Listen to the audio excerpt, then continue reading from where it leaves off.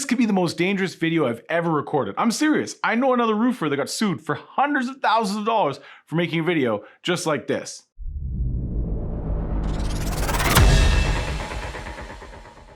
This is a question we get asked all the time, so I thought in today's video I would address it. People want to know, why do you sell BP? They don't have the best online reputation. And that is a great question. The first thing we need to get out of the way is the fact that in the roofing industry, most of the time we're silenced by the large manufacturers of shingle products. They will take away our certifications or even sue us if we do product reviews. Our good friend Dimitri, Roofing Insights, has actually discussed this problem at length in some of his videos. So I have to be very careful about who I name and what we say. So in this video, I won't mention the other brands. I'm only going to talk about brand X in the hopes that we don't get sued for sharing with you, the homeowner, why we made this decision. Which is our first point. BP has actually been one of the leaders in the roofing industry by being open to reviews. To date, they're one of the only, I think, 2 shingle manufacturers that allow customers and roofers to leave reviews on Google or Facebook, because most of them have this feature turned off. This means that my sales team and I have to constantly deal with the fact that there's a presence of negative reviews online, and they have a harder time, finding this with other brands, right? So hence this video. So why choose BP? Well, first of all, let's say we weren't always fans. We used to teasingly call BP bad product. Now, that's because of this class action lawsuit that they had. Now, the problem with, kind of choosing to not align with BP over having a class action lawsuit is that almost all of them had class action lawsuits. In fact, only one company has not had a class action lawsuit. So we can't punish one company for having a class action lawsuit when all of the others had one. So we have to think, well, how did they handle themselves in the class action lawsuit? So one brand X, for example, made it so that the new warranty that you signed forbids you to having a trial by jury. So they don't want normal people like you and me to judge them based on their product if they go to a class action lawsuit for a failed product. They want a judge to, because then he's going to follow the letter of the law a little more. He has no chance of, or less a chance being emotionally swayed by a testimony of victims and homeowners of a bad product. Another brand X company has gone on a full-blown assassination campaign against any roofers who dare talk poorly about their products online. They'll just sue you every time, send you a cease and desist letter and sue you. Then how did they actually handle their class action lawsuit? So a couple of the companies in America, they kind of went and fell first. And, the settlements were all pretty much the same during this period of time. It's this organic felt shingle product that everybody made.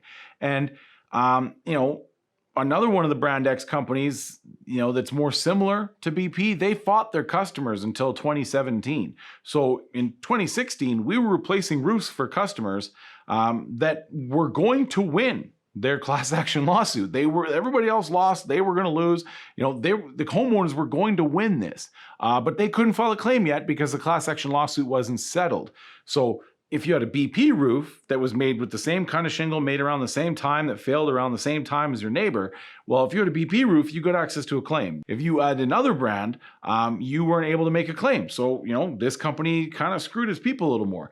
But BP, they settled early. They're 100-something-year-old company, so they really kind of get it. You make mistakes, you make them right, and you move on, right? Like, that's how you survive. That's how a brand survives 100 years. We saw that they chose to just pay their dues, take their losses, move on, don't bother spending a bunch of time in court and fighting with lawyers, and they chose to invest in their product. And they chose to invest in their customers too, because they had a very comparable settlement to everybody else in the industry, but they settled earlier and they provided a bonus for buying their product again. So if you bought BP again after your warranty ran out, well, then they gave you the ability to use the shingle product again and get a better settlement. So they paid their customers even more if they became their customers again. So you would test their new product. They were one of the first companies to offer inflation coverage in the warranty. So a lot of the brand X competitors, they say, yep, your warranty's worth this much.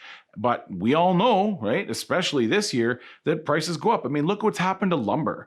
So having inflation protection in your warranty meant that as the cost to give you the warranty service became higher 18 years from now, so too would be your settlement. A lot of the other brand X competitors, they say, your warranty's limited to a maximum of this much money, whatever you paid for the materials and labor. So that cost, that $10,000, that's probably just going to be the materials in 18 years. So they're one of the first companies to say, we'll put our money where our mouth is and we'll give people inflation protection. So that way the warranty payout is going to pace with inflation. Now, why do other roofing companies align with these brand X's?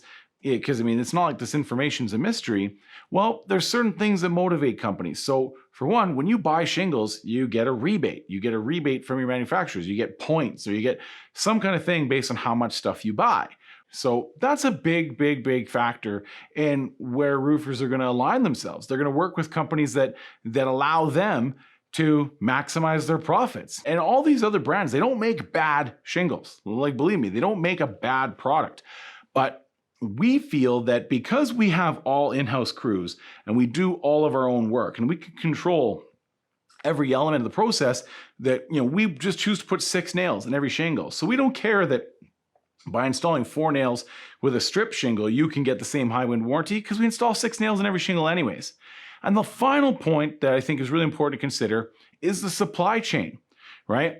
Most shingle manufacturers now say that you're not allowed to double stack their pallets. Well, a lot of the brand X companies that come from in the States, what happens is their shingles have to go from the manufacturing yard to a shipping yard, from a shipping yard to some kind of other distribution hub. Then they got to get across the border. There's usually a stop there. Then they have, or they're coming on and off trains and going inside of kind of hubs or yards there. And then finally they got to get unloaded, put onto a truck, sent out to the supplier, where then they go and sit at our suppliers for some amount of time before I come in and buy it and get it to get loaded onto another truck to get sent to your roof. It's a huge process. BP shingles are made right here in Edmonton, in Sherwood Park. So they go from the factory to the supplier. So they're in great shape. Other pallets, we know what's happening. $11 an hour forklift operator in Ohio, where some train yard is, he's got to move bundles around, move pallets, get trucks loaded. He's going to pick it up and put it on top of another pallet. And we see it. We see the pallets. They are double stacking them throughout the supply chain. So what ends up happening is the shingles get kind of beat up. When you combine the fact that BP handled themselves better in the class action lawsuits whenever they get in trouble, and also because they're in Sherwood Park, we can get warranty claims done super quick. That big crazy windstorm on January 20th, we had 950 phone calls in 3 days, 450 the first day and 250 on day 2 and day 3. To date, only 16 roofs that we've done have needed any kind of warranty work related to the storm. But when we did have those 16 roofs that we needed to get done, the warranty claim process was super easy, because we just go talk to Brent, our local rep, and get it done. So it's very easy to get a determination. Whereas a lot of those other brands, you got to mail shingles out, cut them out, put them in Purolator envelopes, send them to the claims department. Claims department makes a claim, then they send it to the science nerds, and then the science nerds, well, they figure out what happened, and then they send to legal people, where the lawyers decide how little they have to give you, and then they send their decision back to the claims people, and this whole process takes time, and it results in a bad experience for you, the homeowner, when you're trying to get a warranty claim done on your roof.